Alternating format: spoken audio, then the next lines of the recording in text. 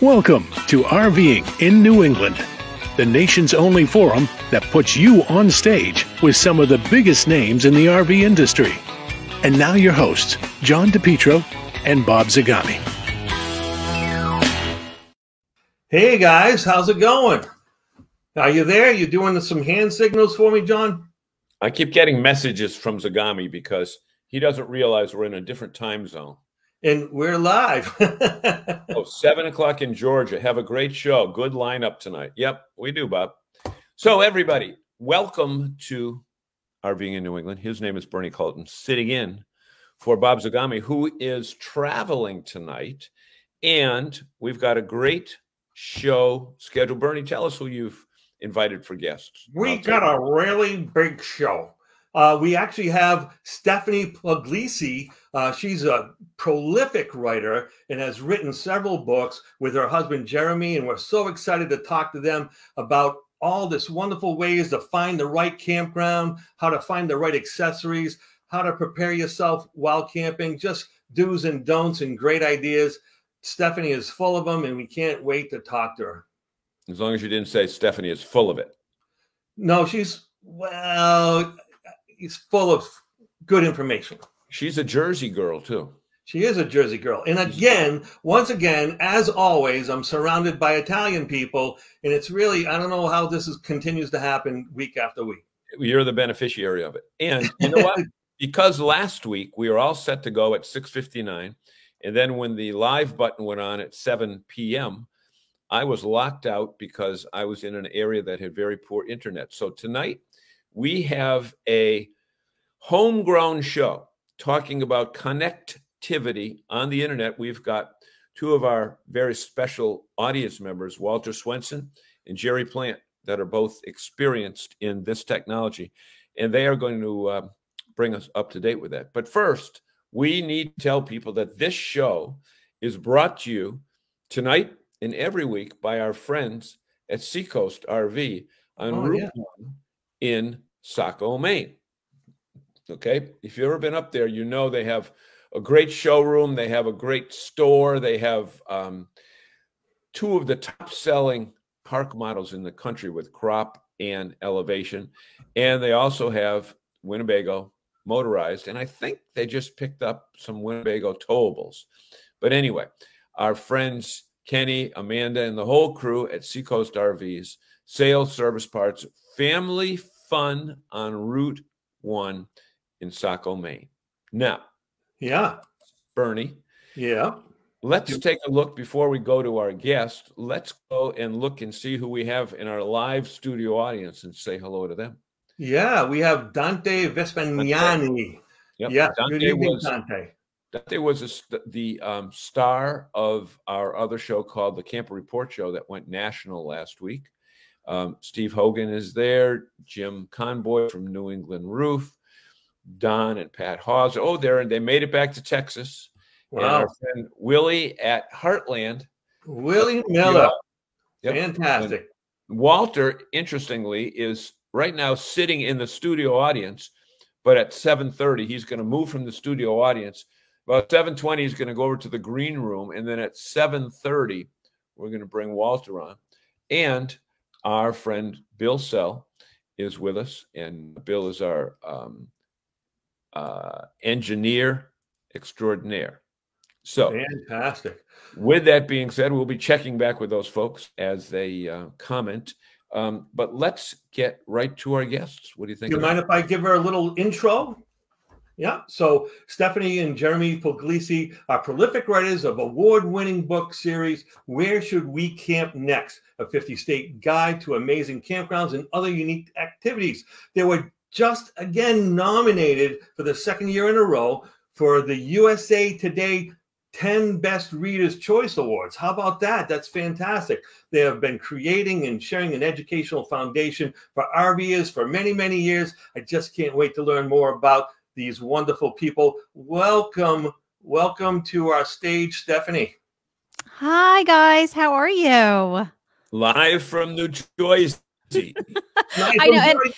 And you mentioned that I'm a Jersey girl, and I have to say I was so on brand last month at a Bruce show. So I actually went to a Bruce Springsteen concert last month. I'm definitely feeling the Jersey girl vibes right now. Where was the show? Madison Square Garden. Oh, wow. Yeah. Was it crazy? It was phenomenal. And I was scared to go because, there was a time when I saw him all the time, right? Back when I used to go to concerts all the time before I had kids and I used to be cool. And, you'd go to every show every time he played, and he was fantastic. And I was almost nervous to go because I didn't want to ruin like all of those good memories and leave, like, oh, it wasn't as good as it used to be. Well, there's no roof. It was amazing. I was going to say blew the roof off. It was an amazing show. It felt like he had an energy that he had never had before. It was so much fun. And I felt so glad that we went. Isn't he from your area, from the shore? Yes, he is. So Jeremy and I both went to school. We met in Asbury Park, New Jersey, which is Bruce Springsteen country. Yep. So he's our stomping ground. It's funny. Go ahead. Go ahead, Bernie.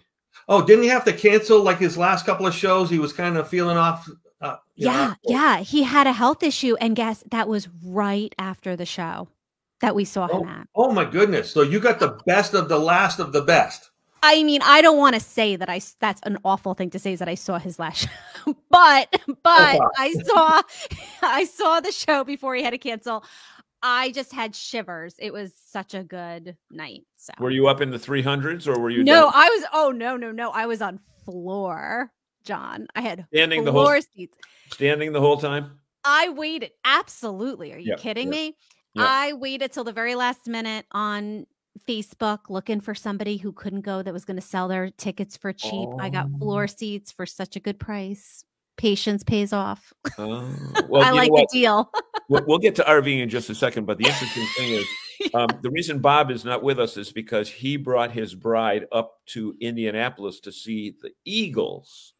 And last time I was in New York City, I was at the train station and I looked up and there was a giant sign. No, I was talking to a security guard and I said, "You got a show tonight?" And he points up and it said it was the start of the Eagles farewell tour. Yeah, right there in Penn Station. You walk right up to that. Yep, right there. Wow. Yeah. But I did not go to that. I did not go to the farewell tour for the Eagles, but seeing a show at the Garden, there must be a certain vibe to it. Yeah, and it's too expensive. We always say we're going to take the boys to a basketball game there or whatever. Well, I'm telling you, it's so expensive. So my kids, who are just a train ride away, haven't even been. There's 3 of them. We're like, it's so expensive to take them. Stephanie, we're going to get to your topic in just a second, but I just saw Jim Roy click on. And Bernie, are you ready on that? I'll be keep talking. I'll be ready. Yeah. Well, Jim Roy, if you remember Smith Brothers cough drops, Jim Roy looks like that. There's nobody in the world that looks like Jim Roy. And recently I was up in New Hampshire and I stopped by the police station because I had some trouble with my RV and I was asking the police where a place I could get it serviced with. And this is what happened when I went up there. So we are here in Maine at the Maine State Police Headquarters, and Jim Roy has just been, you said your name is Jim Roy, you've been arrested for impersonating an Airstream. And do you have any identification on you that says you're Jim Roy? I do not. Okay. So you're just telling us you're Jim Roy, but you can't prove it? Correct. Okay. Hey, wait a minute. You're not Jim Roy. I'm Jim Roy. He's the fake. He's the imposter. Wait a minute. Wait. Get in there together. Do you guys rob banks together and then run in different directions so that you have an alibi when the police find you? No, I work on his camper and he cuts my hair. Okay. He's a barber. Well, he's only half a barber. You only passed half your barber's license, huh? You didn't get to the beard part? Okay, folks, we want to thank you for having a sense of humor. And ladies and gentlemen, next time you think you see Jim Roy, then you see him again 20 minutes later in another part of the great state of Maine. It's not you. It's both of them. That's hilarious. I'm a big Jim Roy fan, by the way. We've been in his Airstreams. So yeah. Oh, the silver bullet. The Silver moose. The moose, right? Yes, I was going to say, wait, there's a moose in there. Yeah, the silver moose. Yes, I've actually gotten a tour through the silver moose. So big Jim Roy fan. As we get ready to talk to you, Stephanie, we also want to say hello to our friend Rick Kessler from RV Business and our friend Jason Cole. And I'm a big Rick Kessler fan too. I mean, I don't want that to go unnoticed. Cool. Who isn't really? Say you're a Jason Cole fan too, so he doesn't feel bad. Yeah. Jason Cole. I'm a big Jason Cole fan. So Bernie. Yep. I know you have compiled a list of questions that you said, I'm going to stump her. So go ahead. No, I'm not going to stump her because she's an expert, right? So how could I even consider doing a stumping of someone who's so well prepared anyway? So now she's nervous. I would love to be stumped. I'll have something to learn about, right? No, well, I have a lot to learn about you and Jeremy and these books. What it's all about, this book series that you put together, and what's the cause and effect, and what are their purposes, all that fun stuff. Just go. Sure. Yeah. So the first Where Should We Camp Next book we put out a couple years ago. So that's the 50 state guide. And it really grew out of what we did for so many years before that. We have the podcast, the RV Atlas. We have our website. Really, we have a really vibrant Facebook community. And it's really committed to the idea that, you can camp, you can RV any way you want to, right? And we're just here to make the way you want to do it better. I think we both have teaching backgrounds, and we both just felt like there weren't a lot of resources for us out there when we first started RVing with our baby twins about 14 years ago. We just didn't really feel like there was a lot out there to help us kind of navigate things, and we had to figure things out by ourselves. And so, the whole be the change you wish to be in the world. And we started creating that kind of content for folks, not to make people feel dumb or, not to make people feel like they had to camp the way we had to, but really just saying, hey, we're out here, we're experiencing it all, and we'll help you figure out what that way that you want to do it is. So we're not telling you have to boondock, and we're not telling you have to stay at a resort. We're going to tell you all about all the options, and you can choose what's best for you. When was the first book published? Well, our first book was actually not a Where Should We Camp Next. Our first book, let's see. But you just happen to have a copy of. Yeah. Oh, yeah. We keep these around sometimes. Although we sold out at Hershey, we came home and we scrapped together some copies at home. So this was the RV Vacations book that we did first. And that was around 2017 or 18 that came out, because the second edition of that just came out. We just redid the whole thing this past year. So then after that, we did Where Should We Camp Next? And this was 2021. And this has been a crazy bestseller over the past couple of years. It just keeps selling and selling and selling. So follow up, the next one, Where Should We Camp Next? National Parks. And budget camping's coming out in the spring, and that might be our favorite, but we don't play favorites. And then this one, Where Should We Camp Next? Camping 101, just came out. So do you consider yourself like RVist consultants, or you just giving advice? You're giving direction? What? Yeah. How do you? I think that, contrary to how it was 14 years ago when we started RVing, it's almost the opposite. Now, I think that people feel like there's so much out there, right? Like I was looking through a coupon book 14 years ago that my dealer had given me to try to find some places in New Jersey to camp. The landscape has changed dramatically, right? Now, if you go online, you can book campgrounds. You couldn't do that online 14 years ago. So it's really changed a lot. But I think in a way, it's almost overwhelming to people sometimes. Like, how do I navigate these hundreds of campgrounds, right, that Google is showing me, or that some of these other search engines are showing me? How do I know what's a 5-star review and what's a 1-star review for a campground?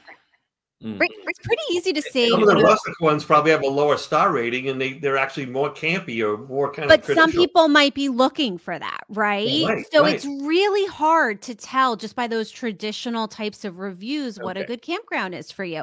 So that's really what we wanted to set out to do, is help people find their perfect campground experience. So let me ask you a question now, because you know, with 4 or 5 years worth of background in this, you must get feedback. Since COVID, on 2020, and I always look at Rick Kessler, knowing that we were on the plane together, coming back from Palm Springs, California, when nobody even knew what you know, they just canceled Coachella. There's so many new people that have entered the camping lifestyle.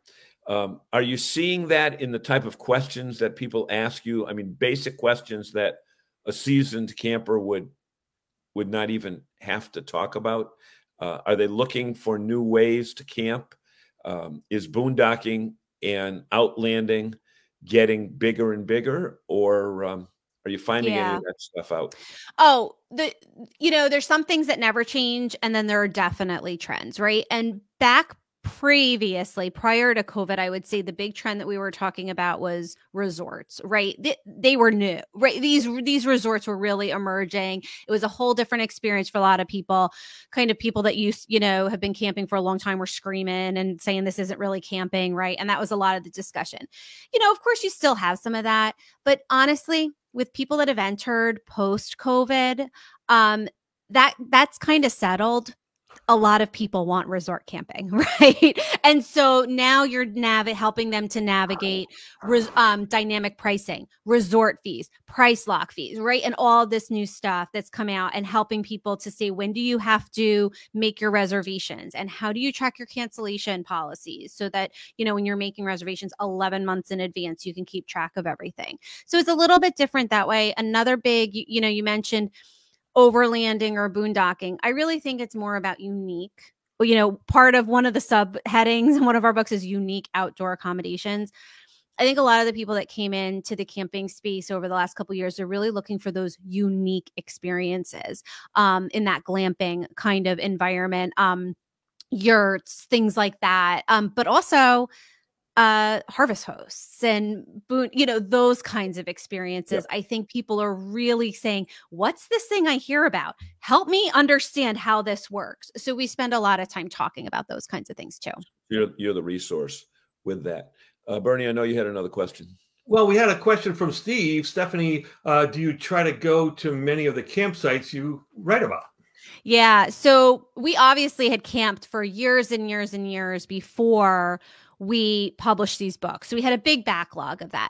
But also part of the big thing with the RV Atlas was, for years we had an offshoot podcast called Campground of the Week. And it was so popular that we just ended up bringing that concept back into the main podcast, because it didn't make sense to have these separate ones.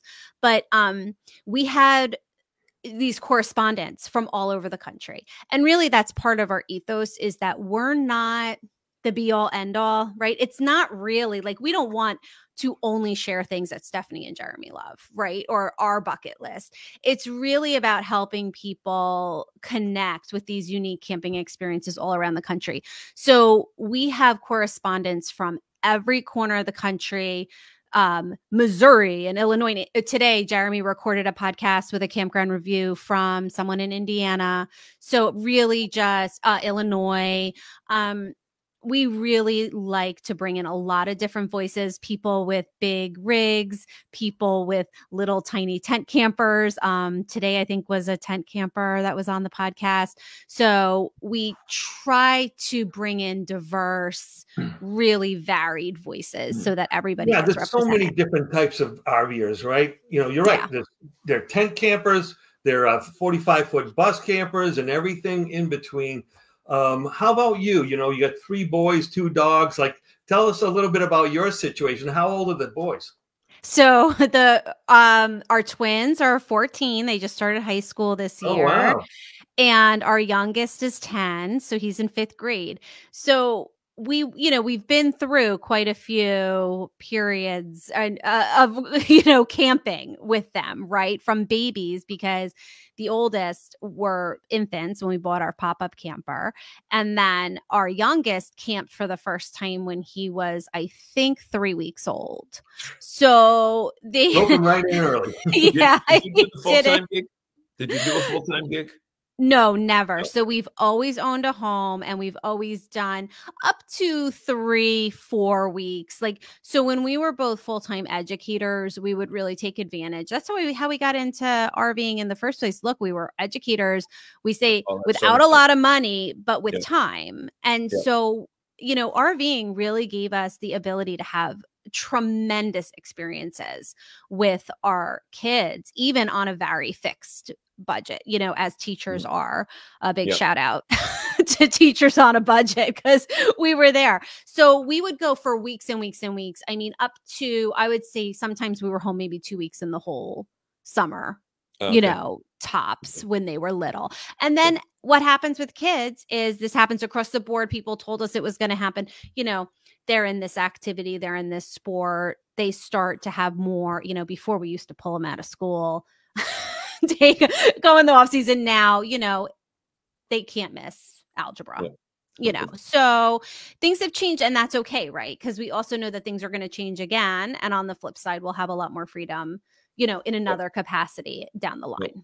I when we were talking before going live, I said to you, we'll probably interrupt you. And you said, wait a minute, my husband and I are both from Jersey, and we're both Italian. So interrupting is part of that's how we talk. You need to be more assertive. I don't know if you noticed, but our audience is so cool that if they show up late for whatever reason, they apologize for it. Yeah. So, who was it? They're very apologetic. Yeah. Good evening. Sorry, I'm late. Stressless. Tony Barthel. Oh, yeah. Hi, Tony. I believe Tony is down in Albuquerque right now, and in a different time zone. But Steve had a follow-up question. He had asked you the question about, do you go there yourself? You have a whistleblower program for campgrounds that out and out lie about their place. I guess it's very subjective as to whether it's a lie or not, but. Right. Yeah. So I'll tell you, personally on our platform, very early on, what we said was, look, we're going to be incredibly honest about all of the things we love.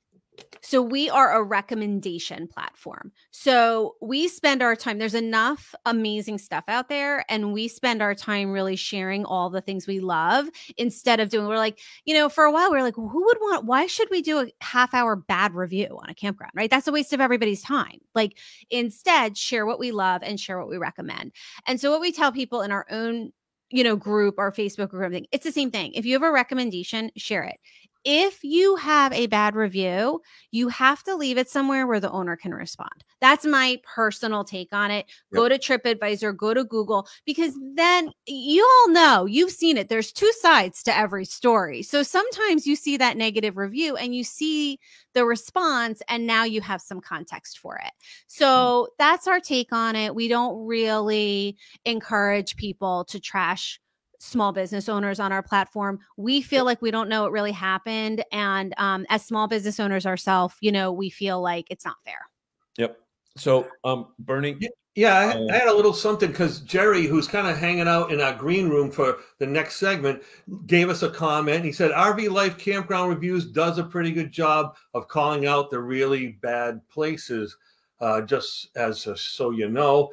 And then, of course, Tim, who hasn't apologized for anything in his life, not sorry, from Tim's RV, Irving, Mass, just got home from work. Hey, He's not sorry. We saw Tim and his wife. Sorry, not sorry. We saw Tim and his wife and a couple of family members out in Elkhart. And I know he got a couple new lines, at least one new line, where the trailers just arrived within the last couple of days. So, he's always getting some great new product. But I think Tony's bragging a little bit, but he obviously is in a great place. It was the balloons. I'm boondocking at the Albuquerque International Balloon Festival. That's fantastic. Let's just change topics here for just a minute. Okay.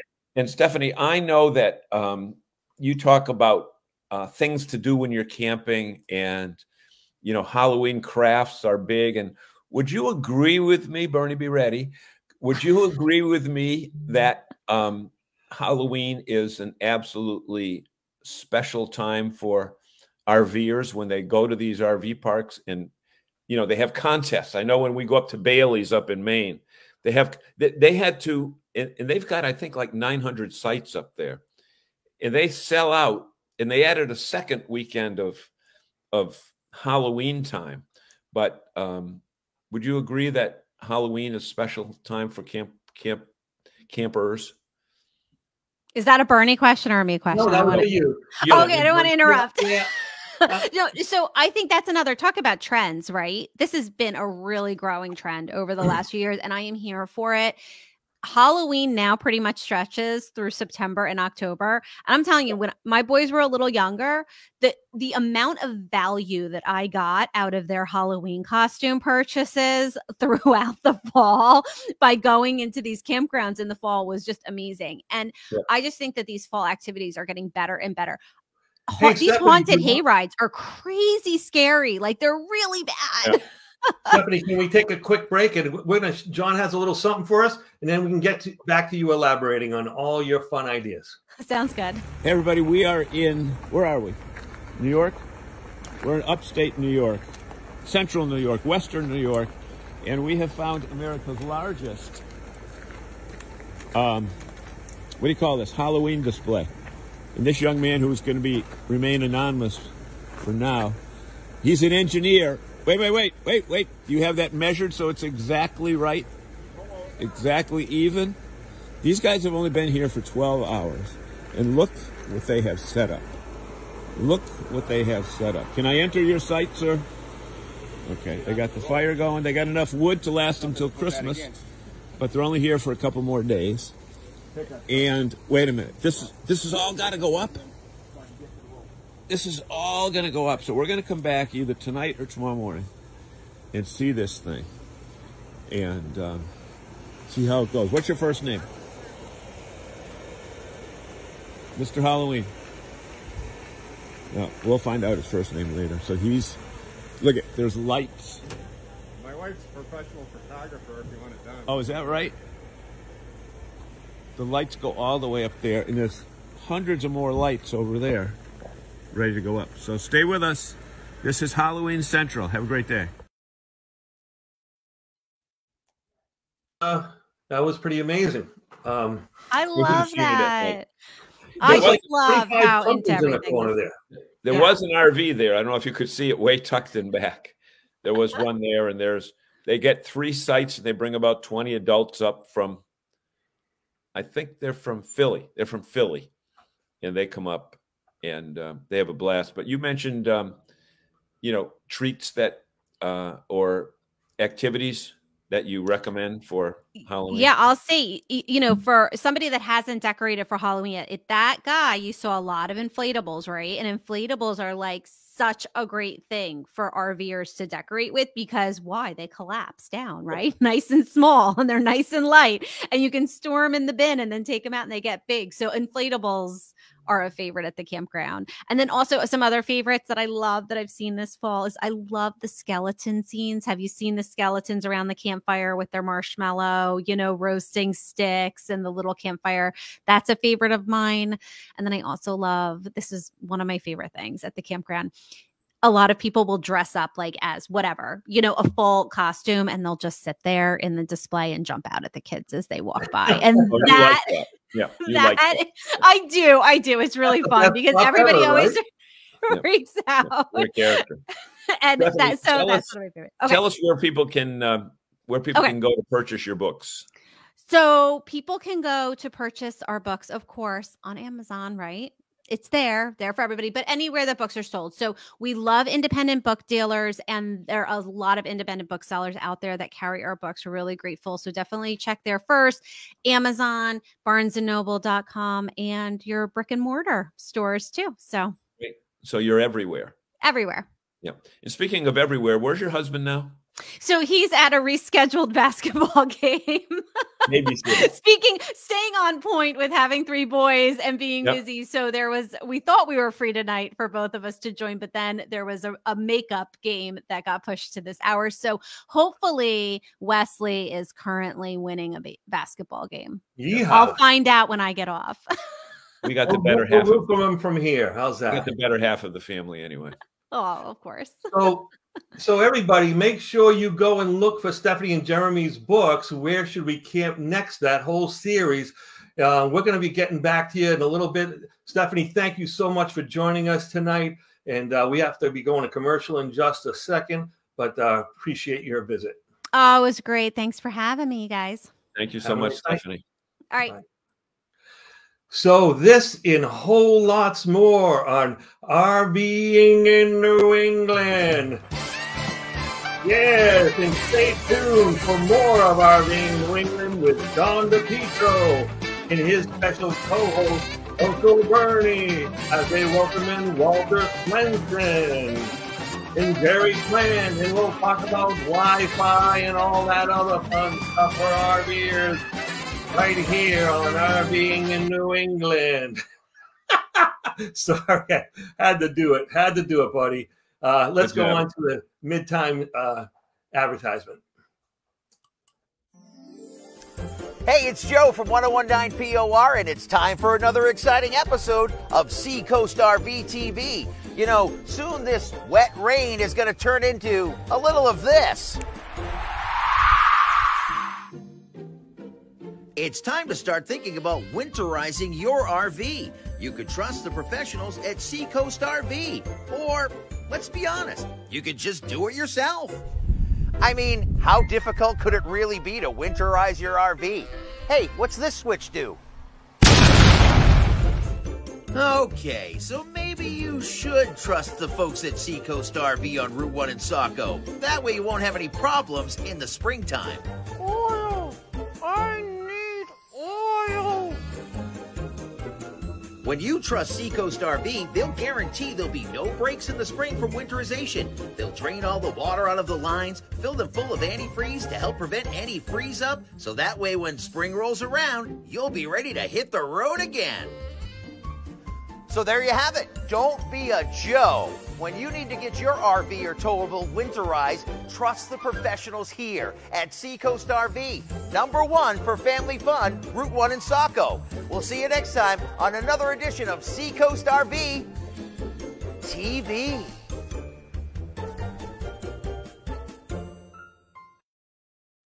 More oil. Yeah, that was good. That was good for anybody who knows who the Tin Man was. But with that being said, let's move right into our next guests, who we have pulled them from the studio audience because they're experts. You know, one of the things about RVing, and all of our audience members know this, you can't BS your way through knowing what it's like to be an RVer. You really have to do it. You can read the books, but you know what? You got to do it. You can do it yourself. And two of the people that we have asked to join us are joining us from the green room right now. Bernie's going to bring them on. Let's say hello and welcome to who? To Jerry. Jerry. I thought you were going to say the name and then bring them up. That's all. You know. Yeah. Jerry's there. And joining us from Central Florida is our friend Walter in his gaming chair. Good evening, everybody. So here's what we asked them. Last week, we tried to do a show from the hinterlands of Western New York and just couldn't depend on our phone to provide the internet or the campground internet. And with the vast number of people in the last few years that are living either full-time in their RV or working from their RV on they're on vacation, but they're still working. We asked both Jerry and Walter to join us because they're both experts in this field. And Walter, why don't you tell us a little bit about your background, then Jerry tell us your background as far as camping is concerned. Sure. And then we will we'll take questions from the audience. So audience members, if you've got any questions on the two topics we're going to talk about, which are Starlink versus Travelify, feel free to write them in the comments. Walter, sir? Yeah, so I've been camping actually since I was a baby. We've done extended camping for months at a time, as well as weekend camping. My background's in electronics, telecommunications, and computer networking, and I work for Dell Technologies right now. And and that's what drove a lot of the work that I did investigating, mobile network access and things like that, because while I'm traveling, I need to have good access. And John, your question was, what's better, Starlink or the mobile Wi-Fi cellular-based modems? And I think I hear that a lot. What should I go buy? You've got to ask yourself the questions though first. What type of data do you need? Mm-hmm. Are you looking at email? Are you browsing the web, or are you streaming? You want to stream TV, Zooming, gaming, and things like that. Where am I traveling? Some mobile carriers are good in parts of the country and not good in other parts. Yep. Walter, let me ask you this. Let's just let Jerry tell us his background, and then we'll go back to a. I know we don't want to do a point counterpoint that Jerry's sticking up for Travelify and you're sticking up for Starlink, but and again, remind our audience any questions that they might have. Pretty cool stuff. But Jerry, give us your background. It's 35 years of software engineering. Hello, Jeannie. Hi, Jeannie. And Zeke is here too. In there, yeah. Yeah. Zeke came to say hi too. Oh, hey, Zeke, what a cutie. Yeah. Walter, you got a dog? Yeah. Yeah, in the other room. Oh, in the other room. 35 years of software engineering, and then I retired, and then I went to work again. First as a flight instructor, and then I got into RVing seriously, and I worked I think it was 7 or 8 years at Majors in the parts department. Okay. And I agree with Walter. You have to look at what you're going to be using your internet for before you decide what internet you're going to be using. Mm-hmm. So, John, in your case, don't know how your cellular connection was out there in the wee woods of New York. But I thought you were going to say wasteland. Wasteland. But yeah, it's absolutely depends on how you're going to be using your internet. So. Well, yeah, the problem if I were to, I'll tell you, if I were to do it now, if I were starting now and I needed to be online, like a lot of these people are, they're working from the road. That's a COVID thing. You're out of the office, you can work from anywhere. Let's go to the boat. Let's go to the RV. And if that's the sort of thing you need, then you need connectivity, you need good bandwidth. And if I were doing it again, I would go with Starlink. Okay. Now, Walter, in your case, what you did when I responded, I think I put something on Facebook or LinkedIn, and you gave me this for this and this for that. Bernie, let me ask, before I ask him another question, any specific question that you have on this before they go into my? Yeah, it seems like Walter started to allude to it, is that, everybody's going to need Wi-Fi for different reasons, right?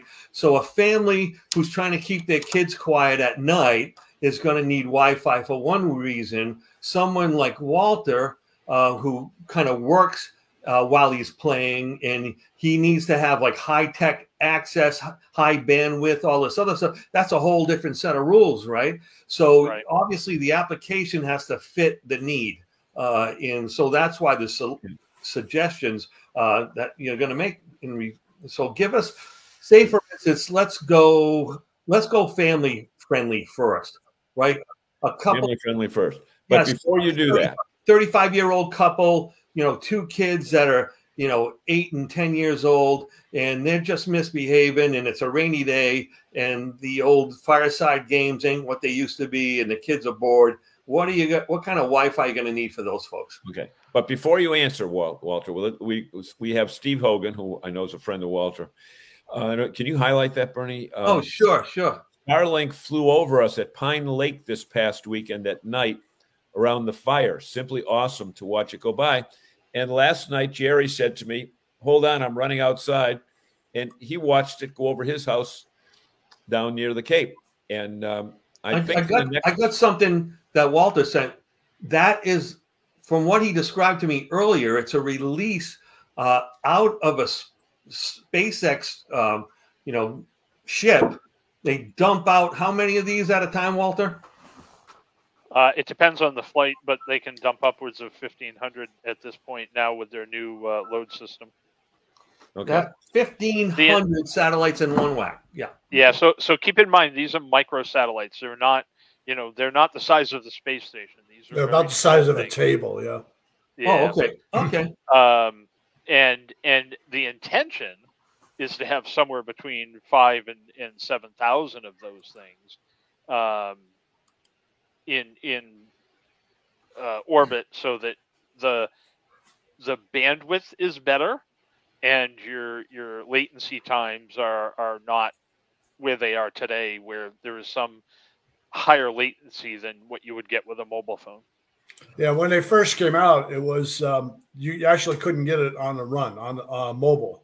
You had to have what was called a service address, and people were tricking it, finding a service address in Quartzsite and saying that's where they were. But now it's gone fully mobile. Walter, can you get it on the road or underway or no? You can. So they have mobile. They have roaming, which is on the go. Yeah. But they also have maritime if you're, out at sea or doing whatever on the boat. Yeah, the idea is it's going to cover basically 2/3 of the planet. Yep. Can we get back to the applications to RVer families, though? Like, is there any way? Yeah. So good question, Bernie. So generally, and we've done this without any problems. I've used a Mobley router, which is an older router, and I only keep it because I pay $15 a month for it and unlimited data. So why get rid of it? Wow. But even hotspots on a cell phone. The problem John had obviously was, or I'm guessing anyways, was the actual signal strength. Right. That was preventing him. And instead of, a family of 4, it's got to generally be budget friendly. And so one of the things you can do is take a look at things like WeBoost and actually boost the signal. Now, there's a little bit of a misconception. I have no service, and so I'm going to go buy WeBoost to boost my signal. If there's no service, there's no service. Right. A booster's not going to boost nothing. But if you've got a weak signal or a bandwidth challenge, WeBoost or one of the cell boosters like that so Walter, can certainly help drive that. Tell us what WeBoost is. And folks, we should tell you this. Walter and Jerry are both trained professionals in this area. So if you don't understand specifically what they're saying, don't adjust your TV. They know way too much. They know more than the normal person. So we're happy to have them here. But tell us what WeBoost is. So WeBoost is a cellular booster, and so it acts like a mini repeater, and it pulls in the signal. You typically have an outdoor antenna on it, and then there's an indoor repeater that your cell phone will connect to. And so it helps boost that signal out for you. You'll see these little stubby, looks like cat o' nine tails on the tops of a lot of the trailer trucks that are driving over the road now. That antenna is typically a WeBoost unit, and it's helping them pull in the signals. Again, signals that are weak. If they're non-existent, you're not gonna improve that. So. Hey, Walter, we got a ton of questions here. Do you mind if we jump in on those, and then we can get back to discussing specifics about Starlink and TravelFi? So What are the costs of Starlink? I was on their website the other day. The biggie. There's a whole bunch of different stuff. Yeah, right? so the prices have recently gone up, not surprisingly. It will cost you about $500 for the hardware. The hardware includes the antenna and the base receiving unit. And then anywhere from $120 to $180 a month for the different data plans. Now they also have very large capacity business plans that shoot upwards of $2,500 to $3,000 a month. But generally, what most people are looking at is I think it's $125 now is the data plan. And what's the gigabytes per second or megabytes per second or something like that? So advertised, they're approaching 300 megabits per second. However, in reality, most people are testing around 100 megabits per second, which, by the way, if you're in a rural area with no cell service, that's pretty darn good. That's good. And something is better than nothing. Yeah. And so it serves a purpose. I will tell you that when we traveled through Wyoming and South Dakota and those areas, I actually had 3 carriers, T-Mobile, AT&T, and Verizon, because I was in a situation where I had to work and I could not rely on one dropping out and then all of a sudden not being able to work. Yeah. So Walter actually came up with the good Pro for the TravelFi Wi-Fi. I have mine right here. There you go. Yep. It has what's called a soft SIM, so you don't have to be on a specific carrier. You don't have to. You have no contract if you want to cancel it when you're not using it over the winter. So it just connects to whoever is the strongest. Okay. So if AT&T is strong, you get that. If Verizon is strong, you get that.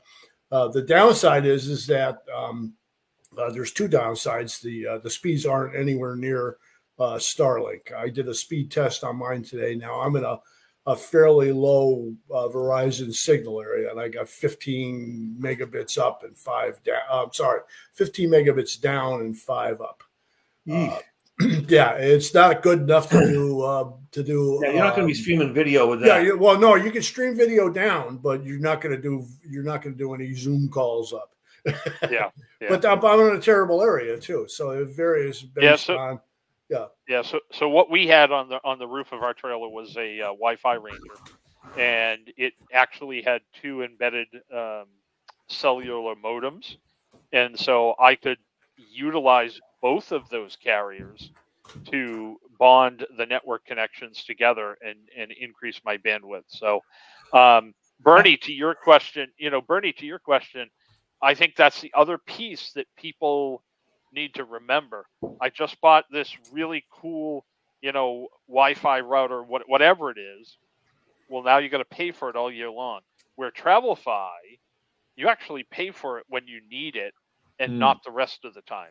And the Wi-Fi Ranger, now owned by Dometic, also has that capability as well. The pay as you go. Well, let me ask you this question as a follow-up. So does TravelFi perform better or worse than individual routers from AT&T, T-Mobile, or Verizon?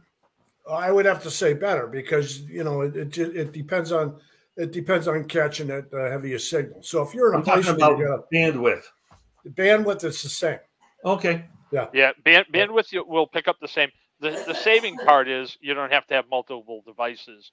TravelFi will kind of manage that behind the scenes. When you pick up a hotspot or something like that, you've got to put a SIM in from a specific company, Verizon, AT&T, whoever. Now, this is a soft SIM.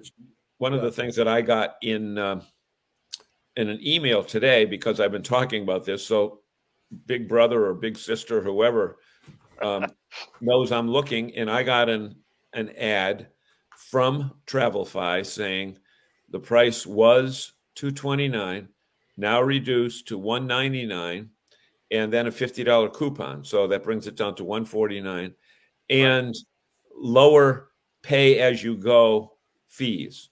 Yeah, So- the bandwidth, the data plans are actually fairly competitive. I got 100 megabits for 100 megabytes for gigabytes for $89 a month. So that's really good. Yeah, it's better than my phone's system. Yeah.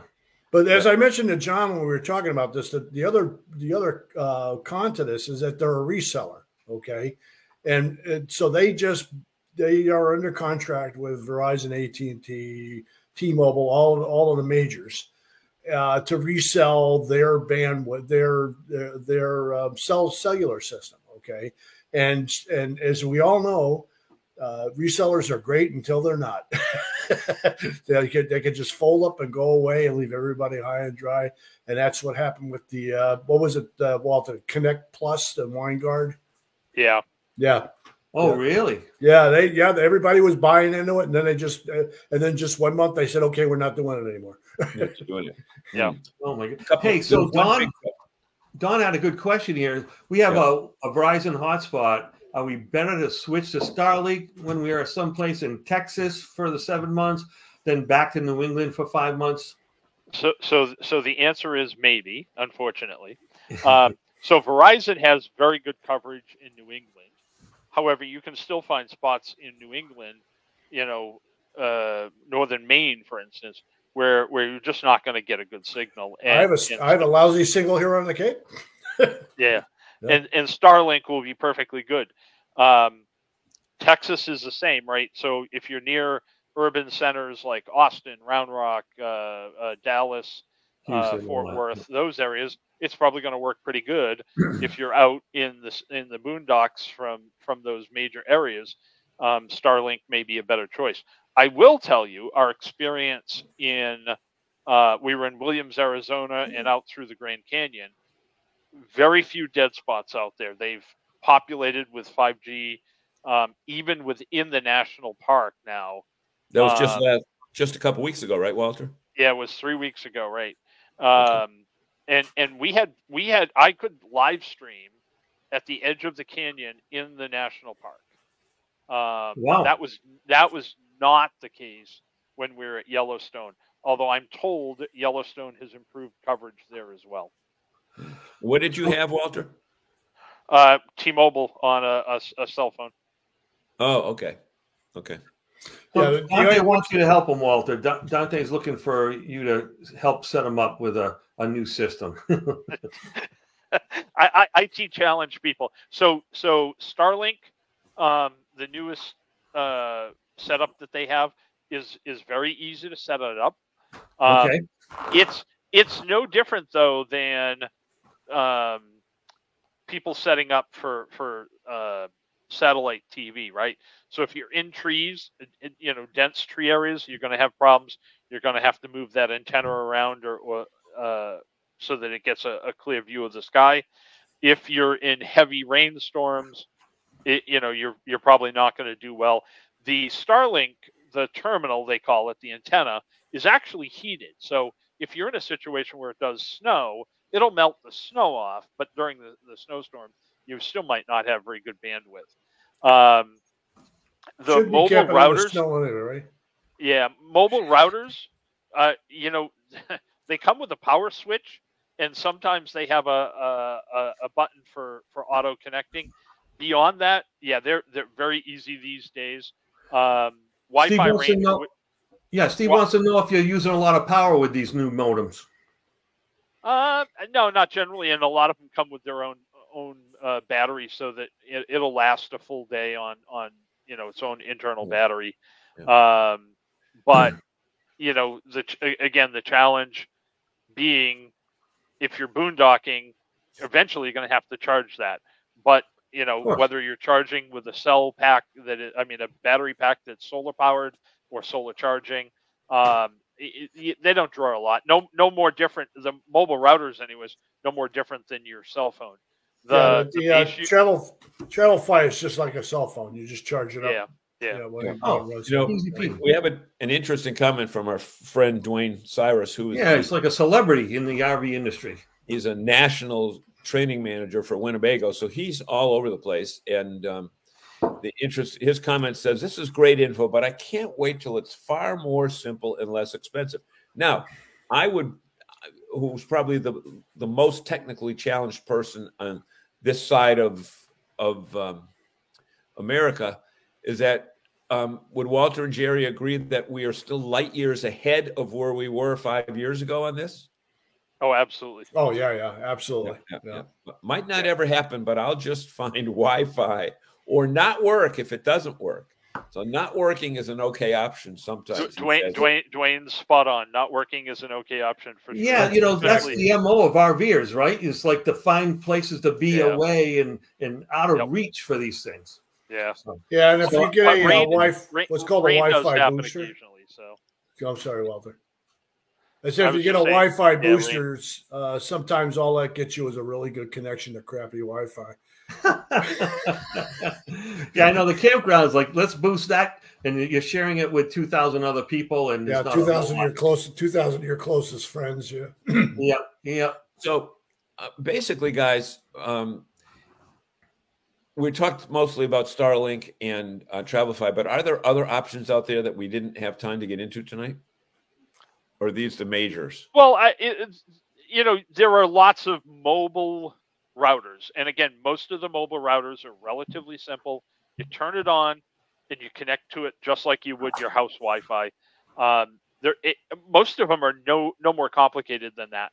For some of us that need to do high bandwidth, low latency type projects, you get into the Wi-Fi rangers. They're relatively complicated to set up, and takes a little bit of work to maintain them. But generally, you turn it on, and you have a Wi-Fi signal as soon as it finds the mobile network that it needs to connect to. So, they really are not overly complicated these days. Expense, that's another issue. And it's the reason why I will not give up my Mobiley, because it's grandfathered, $15 a month. Where can you go wrong with a data plan for unlimited? I should say that one of the places that I know that definitely has the product, I don't know about Starlink, but they definitely have Travelify at majors, and they had that other the other booster there, which the router, yeah. A lot of these new campers are coming out with the WineGuard Air 360 already installed. Yep. And with if sometimes it's just the antenna, and then you pay $400 for the router, and that gets you Wi-Fi booster, over the air antenna, and cellular modem. Yep. But they have expensive plans too, and like companies like Tiffin, they had Wi-Fi Connect. They had their own brand of it for their customers, and they kind of made it so if you added the Wi-Fi booster, that you would end up, getting on board with one of their programs. I just want to say hello to our friend Chris Andro from Hemlock Hill in Connecticut. A quick hello from Midway Airport in Chicago. Must be changing planes on his way to Bradley. And Route 66 dealer meetings. We saw that. We talked about that in our other show. And also, evidently, there's a big expansion going on at Hemlock Hill because the steel arrived today. So I saw those pictures, John. That is spectacular. They got quite a piece of property cleared out there. Yep. Honestly, guys, what? What's that all about? Yeah, what do you mean by that, Dwayne?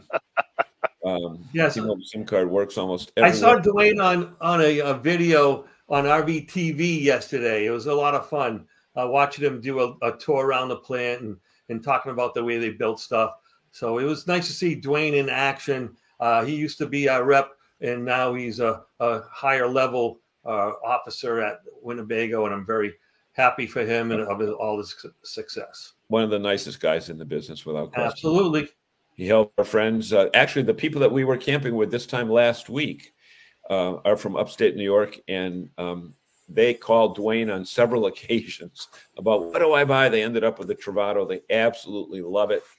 And but anyway, so we want to thank you guys for being with us. We want to thank Stephanie for being with us. And when I say you guys, I also mean our studio audience. Without our studio audience, we don't have a show. And without our studio audience, we wouldn't have gotten this section of the show, because we know that Walter and Jerry join us frequently and always contribute intelligently, and which is a far cry from what Zagami and I generally contribute. So, Bernie, you have some final words, sir? Well, it's been a really exciting day. I can't thank you enough for reaching out to me and having me help out a little bit, and just kind of keep things going and improve my skills, helping with the podcast. But Stephanie was a great guest. You two are just phenomenal. I think it's time for John to do a little advertisement. Yep. We want to say thank you to our friends at Seacoast RVs, proud sponsor of RVing in New England. They're with us. Family fun on Route 1. They've got Winnebago, motorized, and they've got crop models and elevation park models. And thank you to our friends at Seacoast RV. We will see you next week right here on RVing in New England. Yes, we will. Sorry. This edition of RVing in New England was a presentation of the New England RV Dealers Association. Thanks for watching, and be sure to like us on Facebook, YouTube, and Instagram.